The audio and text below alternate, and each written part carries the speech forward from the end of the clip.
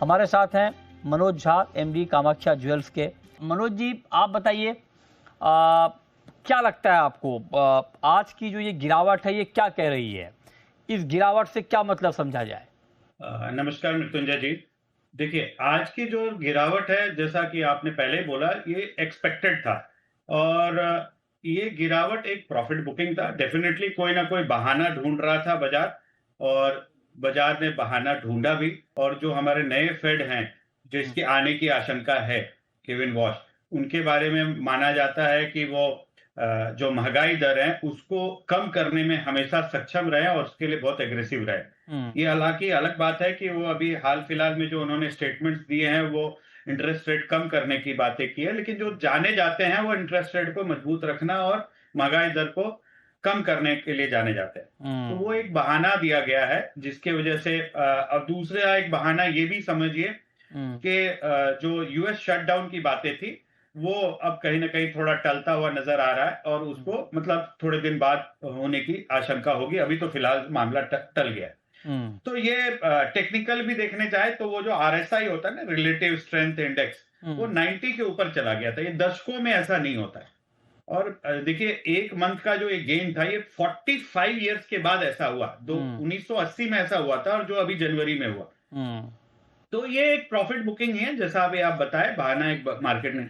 इससे कोई trend reversal फिलहाल नहीं हुआ है, क्योंकि फंडामेंटली कुछ भी चेंज नहीं हुआ कि गोल्ड नीचे आए।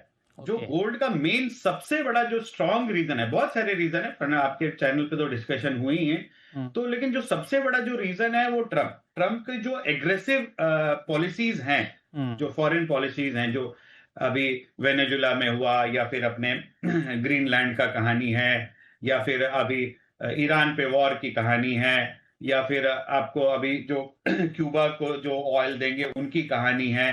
तो ये सब जो चीजें हैं वो कहीं भी खत्म नहीं हुई हैं। वो ट्रम्प की एग्रेसिव पॉलिसीज जो हैं वो अभी भी हैं, और वो आगे भी दिखता हुआ नजर आ हाँ। रहा है। तो जब तक उन सब फंडामेंटल चीजों में चेंजेस नहीं आएगा, तब तक कोई आप ट्रेंड रिवर्सल नहीं देखेंगे।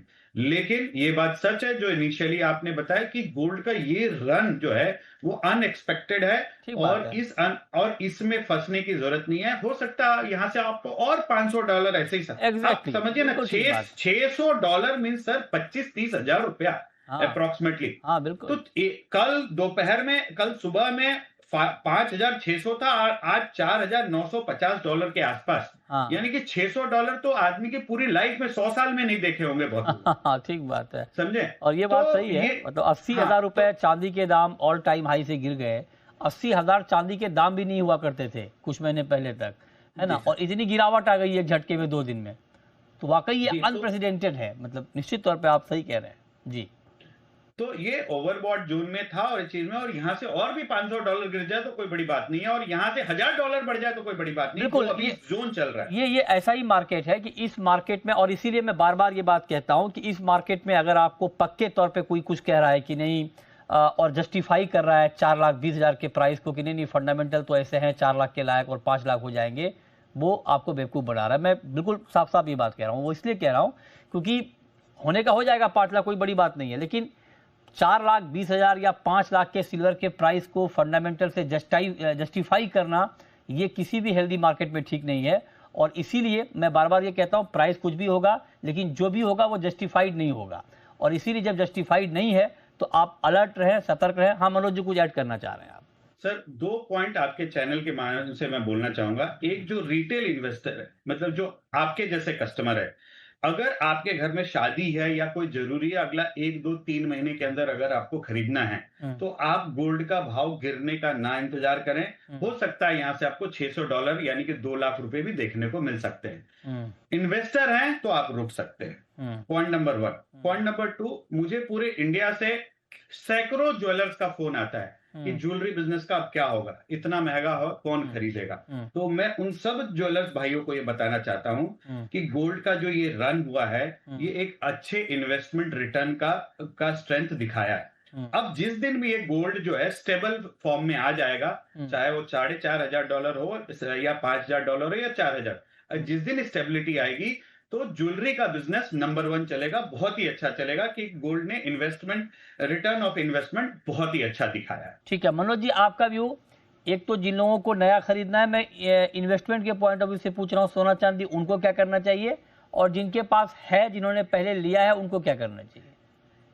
जिन्होंने पहले लिया है और काफ़ी पहले लिया है, काफ़ी पहले मीन्स अगर 6-8 महीने पहले लिया है, साल भर पहले लिया है, तो उनको पार्ट प्रॉफिट बुकिंग करना चाहिए। उसमें कोई भी दो मत नहीं है कि कोई भी साइड गोल्ड का डायरेक्शन है, तो जो इन्वेस्टमेंट में आपको मिल रहा है, तो वो आपको एटलीस्ट 30% 40% आपको प्रॉफिट बुकिंग कर लेना चाहिए।